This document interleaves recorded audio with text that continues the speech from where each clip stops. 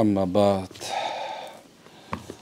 Hurmatly yurttuğanlar, эми biz Babı Thani ikinci bölüm жөнүндө айтабыз. Бардык мактоо Аллага болсун, анын пайгамбар Мухаммад Мустафа саллаллаху алейхи вассалам болсун. Туура жолду көрсөтүп, адамзатка бактылыкту алып келишине себеп болгон пайгамбарыбызга салам салаваттар болсун, машалла. Демек, никенин кандай болуш керек экендиги, жана ошол Алла Тааланын өкүмү, пайгамбар сүннөтү кандай экен ушул туурасында, Жанатан бери ушундай көптөн эмелер болуп кетти. Телефонду чыгарсак ушул жөнүндө болуп аткан. Жалпы машгур, машалла. Силер ушул түшүнөсүзбү, мындай азыр сабакта отургандар, сиздерде өзгөчө бир нур бар. Эмне нур экен билесиздерби? Азыр сиздер угуп атканыңарда силердин себебиңер субханалла 150 000 адам көрөт да. Силер себепсиңер сабак болушуначы. Ошончо адамдын угушуна, ошончо адамдын карап турушуна себепсиздер, машаллах. Бири караганда мисалы алса бир айдын ичинде миллионго чейин просмотр болот да YouTube'дачы. Ошол себепсиздер сиздер, машаллах. Ушул тетактан ат артып, алыс жерден бери келдиңиздер. Анан силер мындай биз менен шериксиңер жакшылыкта. Үммөткө ушул сөздөрүбүздүн жетип атканына шериксиңер. Жөн эле ойлой бербегиле мындай эме экенибиз депчи. Ошон үчүн биз сиздер шерик катары билебиз, машаллах. Ушул отурган бир туугандарымды, машалла. Анан бекемирээк, андай таквачылык менен, машаллах. Мен кээбилерге киргенде сурап коятам, кайсы сабак болду депчи. Жакшылап пункт коюп коелу. Бул улактан кирип, бияктан чыгып кетип калбасын, машаллах. Максат, ниет ушундай болсун. Азыр окуйм, угам, анан иншалла ушуну жеткизем деп аманат катары кабыл алайын. Дин өзү аманатта турабы? Илим өзү бизге аманат экен. Биз канча билсек ошончо силерге жеткизип атабыз. Эми бизден уктуңуздар, силер башка жеткизип. Анткени билесиздер, пайгамбар силер жеткизгиле дейт да. Силерден уккандар андан жакшыраак, андан жакшыраак түшүнөт деп пайгамбар айткан экен да. Ошон үчүн ушул нерсеге көңүл бурабыз. Бул айтылып эле келген нерсе, бирок дагы да иншалла. Демек, ислам шариятында пайгамбарыбыз бүт нерсенин бардыгын тең 23 жылдын ичинде адамзаттын пайдасы үчүн коюп койгон. Ар бир маселе козголгон. Ошонун ичинде эң бир маанилүүсү болгон бул дүйнөдө Алла жараткан адам менен, адам ата менен Хава экөөнүн ортосунда. Же болбосо бир эркек болгон, бир аял болгон, туурабы? Демек ушу бир аял, бир эркек болушу менен мындай бир маселе жаратты. Кандай маселе десе, демек экөө болгон, экөө бир болуш керек, туурабы? Экөөнүн жаратылган максаты, аялдын жаратылган максаты негизи аятка келе турган болсок, негизи максаты аялдыкы эркекти бактылуу болуш деген, мындай айткандачы. Эми эркек болсо, ушул жаратылган аял затын эмне кылыш керек экен? Аны карап, баптап, багып, жашоосуна субханалла жакшылыкка ошол аялды жеткизиш керек экен да. Эми кандай үйлөнүшүбүз керек деп сурай беришет да магачы. Анан мен пайгамбарыбызга Раваху Хамсат дейт, бул 5 китепте тең, же болсо бардык чоң-чоң китептерде бар экен. Бул Абу Хурайрадан келет экен. Пайгамбар саллаллаху алейхи айткан экен. Аял 4 нерсе үчүн никеленет дептир. Аял эркектер 4 нерсе себебинен никелешет деген экен. Биринчиси лималиха, анын дейт, малы үчүн дейт. Бай болгон үчүн дейт. Экинчиси анын дейт, ата теги үчүн экен. Анын үчүнчүсү жамалиха, анын сулуулугу үчүн деп айткан экен. Ошон менен бирге пайгамбар айткан, жана 4-үнчүсү дейт, анын дини үчүн дейт. Сен диндарын, динге берилгенин танда, колуң топуракка бөлөңгүр деп пайгамбар саллаллаху алейхи вассалам айтып аткан. Эми бул асбабы нузул бар, эмне себептен айтылганын, кандай себептен айтылганын. Бирок айтайын деген нерсе мушуреки, демек 4 нерсе себептүү экен. Туурабы? Биринчи байлык үчүн экен. Эми бул дүйнөдө эң кооз болгон нерсенин ичинде бул байлык, мисалы, биринчи орунда турат, туурабы? Адамдар бардыгы тең ушу байлык үчүн жан берип атат, байлык үчүн урушуп атат, жаңжалдашып атат, туурабы? Ошондо никеде дагы кепи эркектер байлыгын карашат экен. Анан пайгамбар саллаллаху алейхи вассалам бизге өрнөк катарында ушул айтып атканда, силер ушундай нерсе менен алынат, бирок силер эмне кылат? Силер диндарын танда, же болбосо диндарын тандагыла. Диндарды эми кантип тандайбыз дешим мүмкүн. Мисалы, эгерде ал бай боло турган болсо, уруусу да жакшы боло турган болсо, жамалиха, анын жамалы да мындай сулуу боло турган болсо, бул жакшы дейт. Эми ошол үчөө тең дин менен кооздолот экен да. Эгер ошол аялда дин болсо, же болбосо ошо таква, оронгон деп коелу, же болбосо тайым такай Алладан корккон акыбалда болсо, бул жакшы экен. Кимде ким малы үчүн үйлөнө турган болсо, билсин дейт, байлык бул убактылуу. Эми андан сырткары мал мүлктүн көптүгү келиндин бой көтөрүшүн алып келет деп айттыр. Күйөөсү болсо, анын мындай күйөөсүнүн жакындарын тоготпой, эми сен ким менен айтурчу, силер ким элеңер, силер мындай баягыда мындай болчусуңар деп ушундай малы менен, байлыгы менен көтөрүшү мүмкүн экен ошол аялчы. Ошо сенин этияттыгы үчүн айтып атат экен да.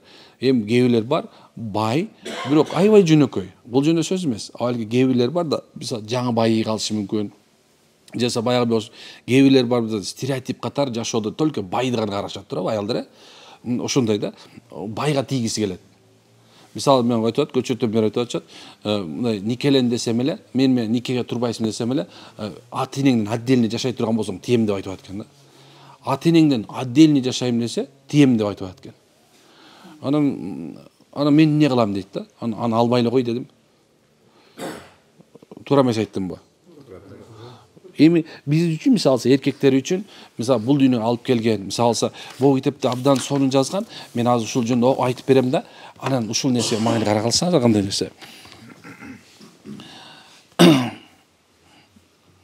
Адамдын дейт да, адамдын. Ошол ичинде эркектин эң чоң байлыгы дейт, эң чоң байлыгы. Бул анын ата энеси. Андан бир туугандары дейт. Андан балдарын аялы дептир.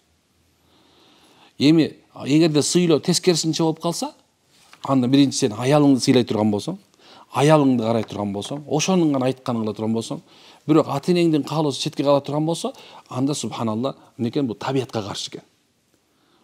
Ошол себептен көп убакыттарда мен көргөндөн билгенден баягы эми чын-чынына келгенде бул диндарлар үчүн айтылып атат бул. Чыныгы таквалар үчүн айтылып атат. Анткени таква эркек, мисалы, аялындагы, ата энесиндагы баардыгын бирдей көрөт. Бирок сыйлоо жагына келгенде любой мындай диндар болбогон деле мындай адамдар эмне кылат экен? Энесин тандайт туурабы? Атасын тандайт. Эми сен эгерде мындай логикала турган болсок, мына сиз менен биз баардыгыбыз тең, мына атабыз, уже мына атабыз. Биздин кыздарыбыз бар, балдарыбыз бар.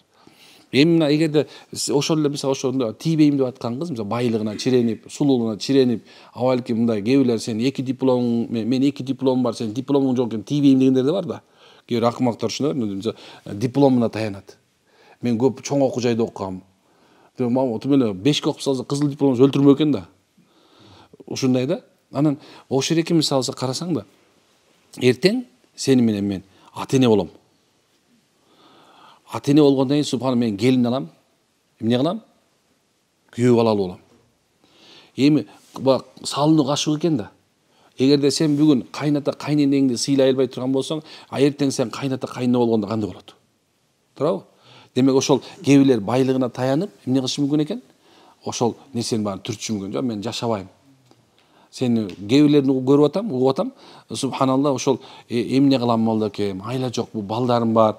Анан булардын ата энеси да, келинчегим ата энеси болбой койду дейт да. Ата энемдин келинчегимдин ата энеси болбой койду, ошон үчүн бияка бөлүнүп кеттим.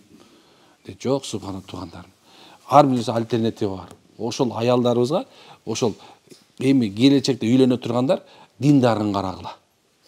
Эми үйлөнүп алгандар айла жок. Кетиргиле же тиңди айтпайбыз. Бирок ошондой болсо дагы аракет кылса болот. Аракет кылса болот. Кандай аракет кылса болот? Ошол аялыңды акырын намазга, динге үндөө менен эмне кылышыбыз керек экен? Карашыбыз керек. Демек, байлыгы менен алган болсо, ошентип кор болот экен. Ал эми ким ата теги жакшы болуп, бул арабтарды ата теги карайт да, мен Курайшимин деп турат да. Жок, бизде андай жок. Бизде колдонулбайт. Ошондой болсо да, мисалы, мен атам профессор, сенин атаң чабан. Мен атам деп, сен болсо нөлсүң. Деп баягы өзүнүн атасын менен, баягы сөз бар го, бизде сөз бар. Соодагердин даңкы менен дейт да, бөз өтөт дейт. Атанын даңкы менен кыз өтөт дейт. Кээ бирде бир эчтеке колунан эчтеке келген чоркок бир эчтекенде бир ийнени аркасынан түртө албаган бир эмелер мындай бир сонун балдарга тийип калат дагы эле анан өмүр бою кордук. Атасынын даңкы ушундай нерсе менен калган жок. Ким ата даңкы менен же болбосо бийлик мансаптын аркасында ушундай бир үйлөнүп ала турган болсо, демек ал кордуктун үстүндө болот деп шариятыбыз белгилеп айтып атат. Бирок мен дагы айттым, байкасаңар, эгерде анын байлыгы, анын ата теги, анын субхана сулуулугу биригип туруп келип турган диндарлык менен кооздолсочу, анда ала бергиле. Жөн эле ала бербегиле. Дейт дагы анан субханалла пайгамбарыбыз айтқан экен. Насаи жана Муслимдин риваятында келген хадисте айтып аткан, дүйнөдөгү бардык мата рахат ала турган жана жан дүйнөнүн эң жакшы рахаты бул салих аял деп келген. Мата деген сөздү бул которо турган болсок рахат. Бул дүйнөдө эмне рахат боло турган болсо, ошо бирөө дагы аялы менен эркектин ортосунда рахатка жетпейт экен туган. Демек ошол себебинен некен айтып аткан, эң жакшысы ошол дүйнөдө Кудай таала берген үчүн бул салиха аял. Бирок кээ бирлери мындай салиха десе эле мындай динди өзү деле түшүнбөйт байкошчу. Анан көчө эле имиджимди которо калайын деп аткан бир жана жолук салына калат да. Мен баянча бирөөсүлөр карасам бир күнү жолук чаң келип калыптыр. Машалла диндар экен деп эметтим. Анан 3-4 күндөн карасам башкача келип калыптыр. Апай сен жолугуңду чечип салдым десем, жок мен имидж болчу анда дейт. Ошондо мусулманский кийим жүрөт. Бир жума мусулманский кийинет экен, анан бир жума башкача кийиш керек, анан бир жума индийский кийинет экен, ошондой экен да. Анан кээ бирлер бир жуманы калданып калбасын да. Диндарлык деген ал кийим менен билинбейт. Ал чекедеги из менен билинет. Тунутпагыла. Дегеним субханалла анын сүйлөгөн сөзү ушундай сулуу менен кооз менен диндарлык деп болушу мүмкүн. Бирок амалынын бардыгы тең. Ошол себептен бар кыргызда сөз бар да. Энесин көрүп кызын ал дейт. Энесин кызып көрүп эмне кылат экенбиз? Кызды алабыз, машалла. Демек, эгер үй бүлөсү бир жакшы китеп бар, ошону айтат да. Ошо алган келинчегиңдин дейт да, ата энесини дейт, таята тай энеси, чоң атасынын бардыгы тең диндар болгон болсо, ал кандай жакшы дейт да. Бул хикмат. Ушундай нерсе. Эми карап көрсөң, мен аз ойлошум күнү молдоке эмне эле айтып атат, мен эми үйлөнүп албадым, мен мага деле тиешеси жок экен деп атасың. Жок. Сенин кызың бар. Мен сен жөнүндө айтып атам азыр. Сен диндар болсоң, сен аялың диндар болсо, сенин чоң атаң диндар болсо, сен атаң диндар болсо, кайын журтуң диндар боло турган болсо, ошол нерсеге аракет кыла турган болсоң, сенин кызыңдын кадыры канчалык өсүп атат туурабы? Сенин кызың кадыры канчалык өсүп атат, машаллах. Эгерде сенин кызың хафиза, алима болуп сен иманды тарбиялап койгон болсоңчу. Бир хадисте айтып атам, баян туура эмес түшүнүп алган экен бирөө. Кара, пайгамбар ким 3 кызды тарбиялаган болсо дейт. Ошол 5ке кирет деп сураштыр. Яраса 2 болсочу, 2 болсо, 1 болсо, 1. Анан түшүндүрмөчү айтып атат да. Бул жерде максат эмне десе, ошол кызды сен иманды кылып тарбиялап туруп, арам адалды билгизип, жаман эмне жакшы экенин билгизип, сый урмат эмне экенин билгизип, тамак жасаганды билгизип, керек болсо төшөк салганды үйрөтүш керек. Ушундай нерсе. Ошонун баарын билгизип туруп, анан кийин бир эркектин колуна салып берсең, мынакей. Мен кызым момундай. Бирөөнө салып бер десе салып бере берле. Мындай карап туруп, диндар, таква, эки такванын ортосунда эмне чыгат билесиңерби? Анда Кудай берсе үммөт оңолот деген сөз. Бир үй бүлө мына экөө 2 таква кошулду. 2 такванын кошулушу менен эмне болду? Дагы бир таква, 10 бала болсо 10 таква болот чыгат иншалла. Демек, дагы 5 кыз боло турган болсо, 5 үйгө дагы таква 5 кыз барат деген сөз. Туурабы? Ушундай экен. Аллаху акбар. Пайгамбар айткан экен, төө минген аялдардын эң жакшысы дептир. Бул Курайштын салих аялдары. Бул жерде дагы айтып аткан. Эң жакшылар салих аялдар. Сулуу эмес, бай эмес, Кудайдан корккон салиха. Эң жакшы. Түшүнөңөр, муну кадырын билгиле. Бизде Чубак ажыке сонун бир нерсе айткан да. Мен ушу иманды кыздарга үйлөнөт элем дегенде, хорошо, макул, таап берели. Бирок мындай дегенде, минимум бир пара жатта. Жок дегенде 3 жыл медресени окуйсуң. Бир пара Куран жаттайсың. Диндеги арам адалын баарын билесиң. Илми хал билесиң. Анан кийин такыр болбой калганда, бул аялга, анан ата энеге мамиле кылганды толук билип, бизге экзамен бер, анан кийин сага кыз беребиз деген туурабы? ушул деңгээлге жетиш керек. Жанакыл эменин Индонезия, Малайзиянын үйлөнгөн тойлорун көрсөтөт го. Бүт карасаң эле TikTok'тон анан кийин бетин карап эле күлүп эле, уялышып эле, мону тийип коюп, титирешип эле ушинтип жүрөт го. Ал деген сөз субханалла, ал көргөн эмес деген сөз ал. Аларда мисалы ажыга барыш үчүн 6 ай окутат экен. Умрага барыш үчүн 6 ай окутат экен. Бүт жаттамайын барбайт да. Бизде кетти да. Чоглоп кетиребиз. Эртең кайгы, эртең умрага баргандам дейт да. Эчтеке билбейбиз, нөл. Анан тагы ажы башылар кыйнайбыз ананчы.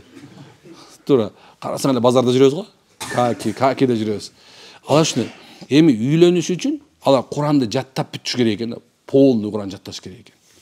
Куран жаттаганга Куран жаттаганды берет. Анан алардын кыздардын баасы Куран жаттаганы менен анан көчөдөн чыкпаганы менен белгиленет экен да. Бир да эркек көргөн эмес, эмес. Азыркы заманда. Аны ошондо кимди алса дагы читем элечи, мону уялып кетип, тим элечи, никеден эле бири-бирин жакшы көрүп коет. А биз барда никеденге чейин эле баарын жакшы көрүп алышат. Анан кийин эле карасаң, үйлөнгөн эле у нас не получилось дейт го. Чын, у нас не получилось. Жашоо болбой калды дейт. Ошон үчүн тууганым субханалла, ушуга көңүл бурат экенбиз, машалла, салиха. Демек, дагы бир эмен окуп анда окуйбуз. Бир күнү Жабир радан кылат экен, риваят. Пайгамбарыбыз саллаллаху алейхи вассалам мага ушундай деди. Мен ага айттым деди. Я Расулалла, мен үйлөндүм деди. Эми бир хикматы бар. Пайгамбар минтип караса, бир кийиминде бир үйлөнгөндөрдүн аламаты болуп калыптыр. Анан пайгамбар сен үйлөндүңбү? Я Расулалла, мен үйлөндүм дептир. Десе, кандай эле үйлөндүң? Суроо карасаң, пайгамбар айтып атат, кандай эле үйлөндүң? Десе, бир жесирге үйлөндүм. Апей, сен бир кыз деле алсаң болмогон, көңүлүң жарпың жазылып, сонун болмок дептир да. Десе, я Расулалла, мен дейт, Абдулла көз жумганда артынан 7-9 кызды таштап кетти дептир. Бир эмесин айтып атат да, бир туугандарын атасын айтып атат да. Ошолор карай турган аялды алдым дегенде пайгамбар саллаллаху алейхи вассалам мага ушундай бир дуа кылды деген экен. Эми бул жерде чындыгына пайгамбар айтып аткан нерсеси, демек бул ошо таза бир жаманчылыкты көрбөгөн, уят намысы менен болгонду албайсыңбы деген сөз экен да. Кээ бирлер айтышы мүмкүн да, азыр бул эмне бул молда тийишип атат, эмне тиешеси бар, болбойбу деп туурабы? Бирок мен айтайын деген нерсем ушул эки, ошол эле мына күйөөгө тие турган кыздарыбыз намыс дегенди сакташ керек. Уят, намыс деген нерсе болуш керек. Баландайдын кызы ушинтип кетиптир, баландайдын деме ушундай болуп кетиптир деген деңгээлде болбош керек. Ушундай. Демек, бул жерде айтып аткан нерсе ушу экен. Кыз деген сөз кыргызча кыз деген сөз, билесизби? Кызды үйдө 40 жерден тыюу деген сөз.